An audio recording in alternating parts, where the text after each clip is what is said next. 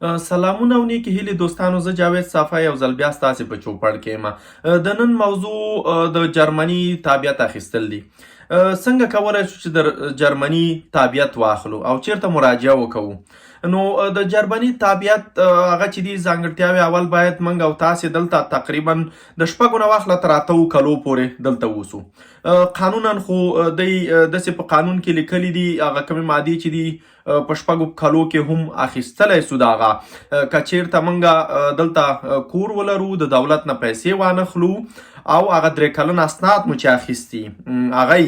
او د هغې نه وروسته موږ باید اړینه ده چې د دې دایمي اسناد مو ترلاسه کړي. که هغه هم نه هم کولی سو، خو بیا ځینې پوښتنې دي چې هغه بیا درنه کوي او نو هغې بیا د هاوس لرنر بورډ نه ستا اسنادونه هم غواړي. نو ته کولی سې چې که په لوی ښارونو کې اوسېږئ نو تاسې کولی سئ چې رات هاوس ته ورسئ او هغه کوم راټ هاوس پورې چې تاسې مربوط یاستئ نو هغې نه باید هغه کومې ورقې چې دي یا د آینبورګ غونډ ورقې چې دي د تابعیت اخیستلو هغه باید تاسې ترې راوړئ او هغه په کور کې ډکې کړئ، یا یې تاسې ډکې کړئ یا کوم بل خارجی دوست مو چې یا جرمنی دوست نو هغې ته یې ورکوئ، هغې پوهېږي، هغې به درته خانه پوري کې ډکې به یې کي درته، هلته به ته امضاګانې وکړئ او د ټولو نه اړین شی چې ده هغه تاسو هغه تولد کارت چې ورته وایي نو هغه باید تاسې ولرئ، Geburtsurkunde چې په جرمني ژبه کې ورته وایي، نو هغه باید تاسې ولرئ. که هغه ولرئ یا پاسپورټ ولرئ نو هم کېږي، خو Geburtsurkunde ډېره ضروري ده، باید هغه تاسې ولرئ. نو هغې نه وروسته چې تاسې کله خپل اسناد هغه کړه نو همغه مربوطه ادارې ته به په رات هاوس کې وسپارئ. هغې نه وروسته هغوی دا ټول شیان پروف کوي، لکه تاسې د 3 میاشتو اول د 3 میاشتو د کار ورقې غواړي چې تاسې 3 میاشتې کار کړی، هغه لون اپریشنګونه په کوم هغه چې پیسې راځي تاسې سوسیال فشغون چې هغه کوئ تحویلوئ نو هغه ورقې باید تاسې هم ورسره ضمیمه کوئ او ورکوئ. بیا هغې نه وروسته هغوی په دې باندې کار کوي، د مهاجرینو د ادارې نه چې هاوس لرنر بورډ وایي د هغې نه پوښتنې کوي ستاسې په تیر کیس کې چې تاسې هلته څه ویلي دي نو هغه هم سره ګوري او بعد هغې نه هغوی تصمیم نیسي چې آیا تاسې د دې وړ یاست او که نه یاست. نو دغه ورقې چې دي دا د دې نه دا تقریبا ځینې وخت کې 6 میاشتې وخت هم نیسي، 15 میاشتې وخت هم نیسي. نو د دې وخت معلومه نه ده چې تاسې هغه مربوطه ادارې چې دي هغوی څه رقم کار کوي او څومره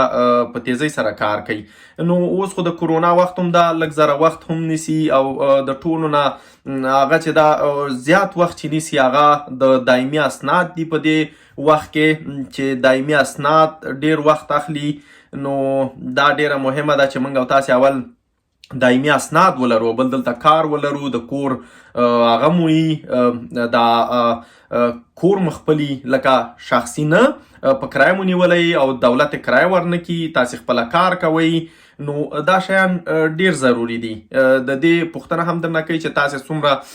روپۍ دلته ګټئ، د هغې مقدار هم باید پکې ولیکئ، دا هم ضروری ده. نو دغه کولی سئ چې دا ورقې د هغه نه واخلئ د راټ هاوس نه، او که چېرته تاسې په یو وړوکې ګمانډه کې اوسېږئ چې دلته ګمانډه ورته وایي لکه 4-5 کلي چې د هغې مربوط دي نو هلته کولی سئ چې هغه وکوئ، زنګ ووهئ او هغه کومې ورقې چې دي هغه تاسې ترې واخلئ او ډکې کړئ، بیرته هغې ګمانډې ته ور تسلیم کوي. نو ګمانډه هغه وخت کې خپله تصمیم نیولی سي چې د هغه د 2500 نه زیات هغه ولري اوسېدونکي ولري، او که هغې نه کم نو بیا دی خپله